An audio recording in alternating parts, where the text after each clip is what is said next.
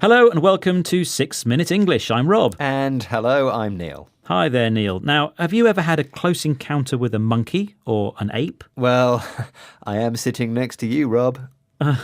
Very funny. No, Neil is referring to the fact that all humans are descended from apes, and apes and monkeys belong to a group of animals called primates. The difference is that monkeys have tails and apes don't. Well, I didn't know that. On a serious note, I had a close shave with some monkeys once in Bali. A close shave is where you only just manage to avoid a dangerous situation. So, Neil, what happened?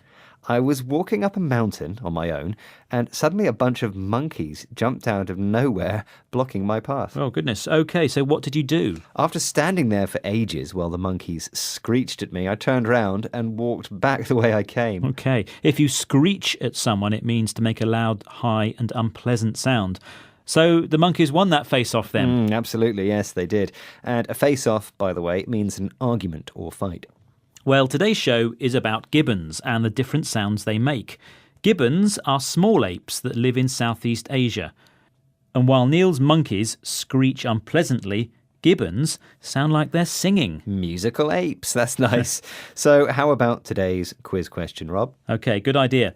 How far can a gibbon's voice travel through the forest? Is it A, 500 metres, B, 1 kilometre, or C, 5 kilometres? Well, I have to guess, and I'm going to say B, 1 kilometre. You've never heard one? Never heard one. OK, well, we'll find out later in the programme whether you're right or wrong. Now let's listen to what a gibbon really sounds like. Let's just hear this.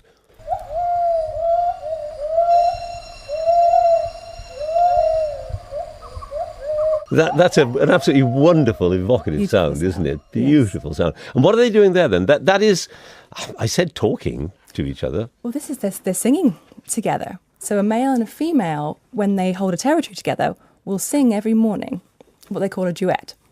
All the groups are surrounded. What we call a duet. Yes. It's quite. Absolutely. And they'll all sing together at the same time, and the whole forest will be alive with this cacophony of song. So the gibbons make an evocative sound. If something is evocative, it brings strong feelings or memories to mind. And something that is evocative is usually pleasant, Rob. It is. And what's also interesting is that the apes are singing in pairs, one male and one female. They are singing duets together. So a duet is a song sung by two people, or in this case, sung by two gibbons. And a lot of gibbons are singing duets at the same time, which Dr. Clark describes as a cacophony. Cacophony means a mix of loud noises which often sound out of tune. And that could easily describe us singing together. Let's not do that. But what's the reason for the gibbon duets, Neil? Well, the songs advertise the relationship between the male and the female, and they also help to make clear which territory or bit of land belongs to a pair or group of gibbons. Gibbons also use different sounds to alert or warn other gibbons about danger from predators. These are animals that eat other animals. The gibbons use a quiet hoo-hoo call to communicate that a leopard is nearby, and an even quieter hoo-hoo call for an eagle. You're very good at that, Thank Rob. you. Now let's hear more from Dr. Clark about this. How does he describe language?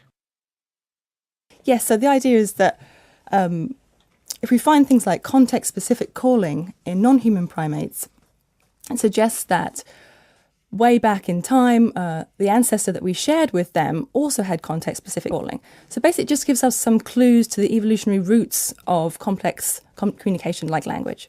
Dr. Clark says that if we go far enough back in time, humans and other primates, such as monkeys and apes, have the same ancestor. Right, and ancestor means an animal or human from the past that a modern animal or human has descended from.